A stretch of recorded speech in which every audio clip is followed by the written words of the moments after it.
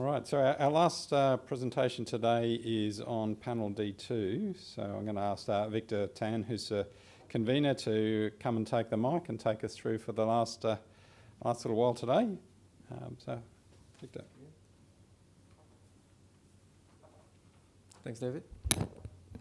My name is Victor Tan, and I'm the convener of D2. So this presentation, I will cover the overview of what D2 does, and the focus of the D2 panel internationally, and some local focus of the Australian panel. And I'll also present some interesting topics that we've come across this year. So D2's purpose, as you can read there, is anything to do with telecommunications and information systems and cybersecurity. And we all know that during these couple of years, cybersecurity has been in the forefront of all utilities, operations, and how to secure and design secure systems.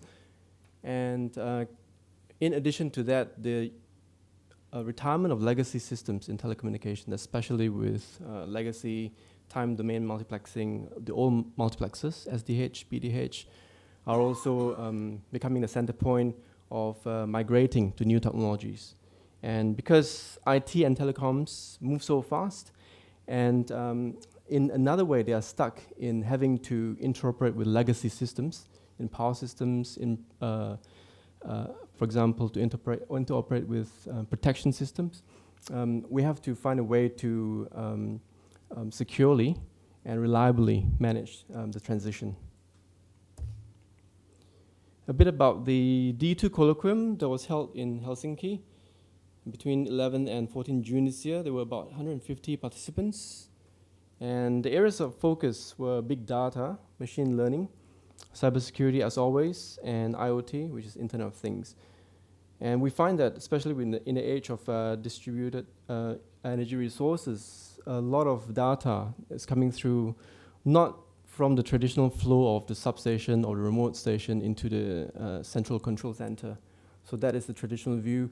More so than ever, we're finding that data can be created anywhere. It can be your PMU in the substations, all the power systems readings of all the small little devices spread throughout. So the feature of big data are the 3 V's: velocity, the speed of data production is fast, and the volume of data is very big, and also the variety of data is huge variety of data. The 3 V's are the cornerstone of the big data. So how do we deal with that, and how do we take advantage of machine learning and AI, artificial intelligence, in the context of power systems to make operations better? And these are the 3 main topics, and the little circles within those squares are the subtopics in the colloquium in Helsinki. And we had 42 papers. And of interesting note is Internet of Things, 5G for utilities.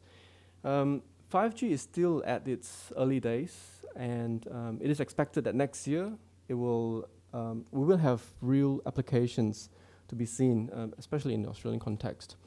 And IoT applications will open up a lot of possibilities: high bandwidth, low latency. Because traditionally 4G, 3G, in our current cellular systems, they are not reliable and they cannot carry time-critical data. So it is hoped that with 5G, which is a new standard, will carry that. But as usual with things with power utilities, it will take time to mature. Blockchain, that's one interesting area, and we had blockchain, the blockchain working group, which was described before.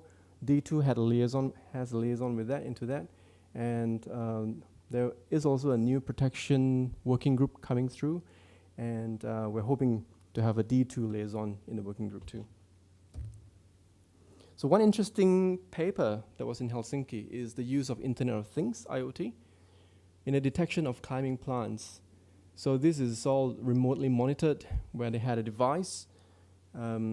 So the device will detect the rate of plant growth, and when it's reaching an uncomfortable level, reaching the power line, it will signal to the control room. And this is a really novel way of doing it and reliable way of detecting undergrowth, and it can be plotted throughout the map overlaid with your EMS, energy management system, and crew will be sent out to take the appropriate actions.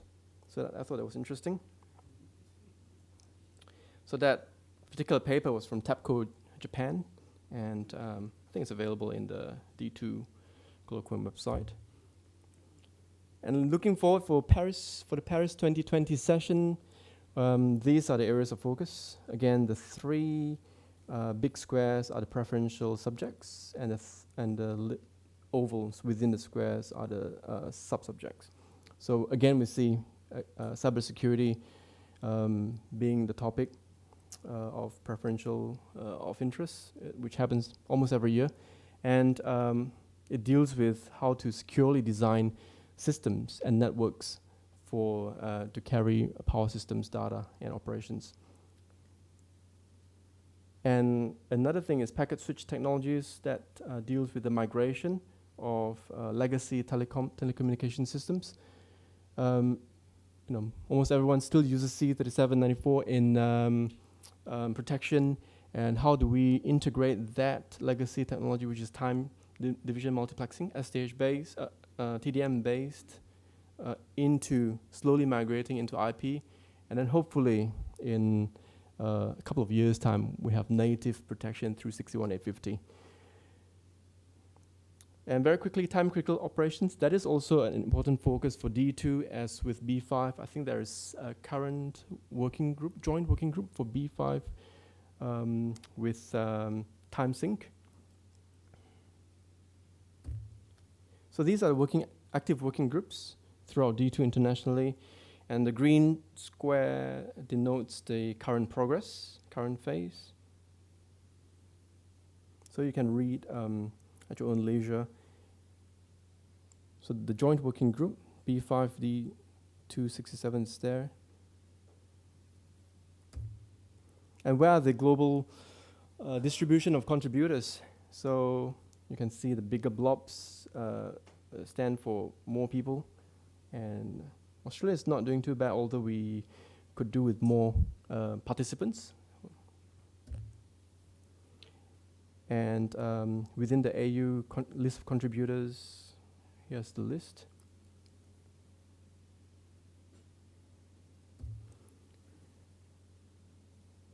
So for the 2020 Paris session, Australian D2 has had 4 papers, 4 abstracts accepted.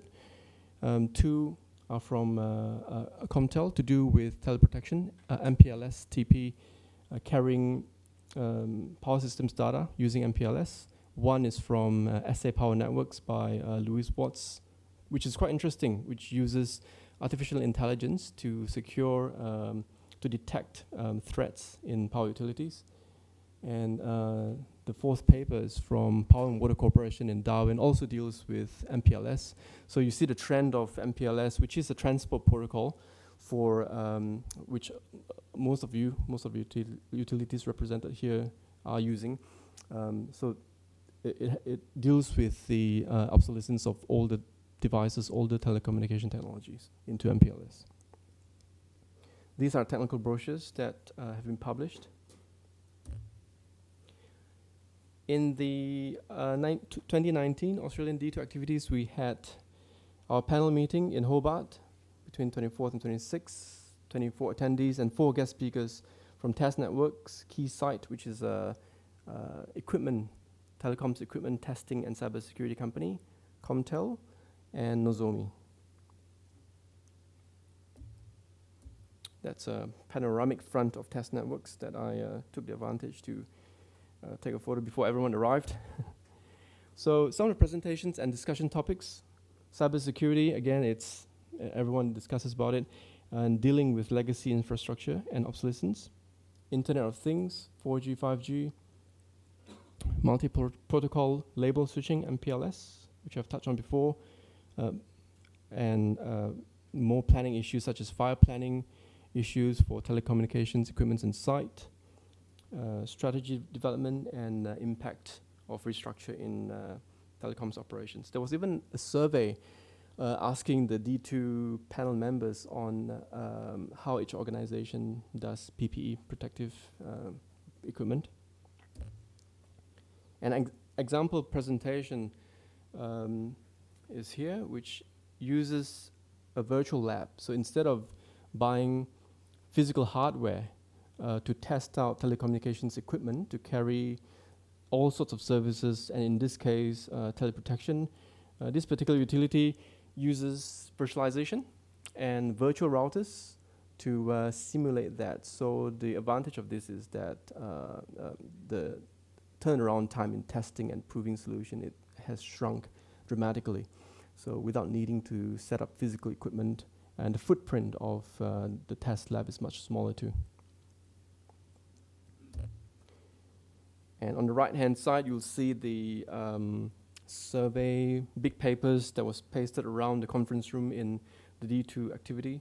And these were the surveys that were brought up. So the panel members throughout the 2 days of the panel meeting were free to go up to the papers and write their own survey.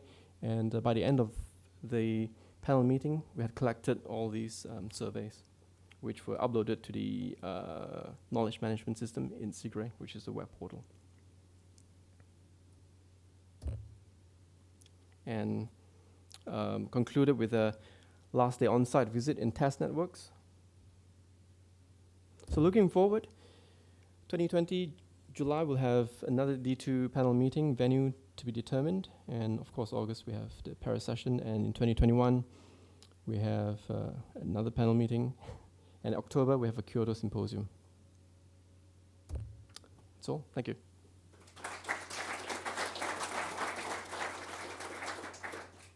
All right, I'll just quickly get our 4 presenters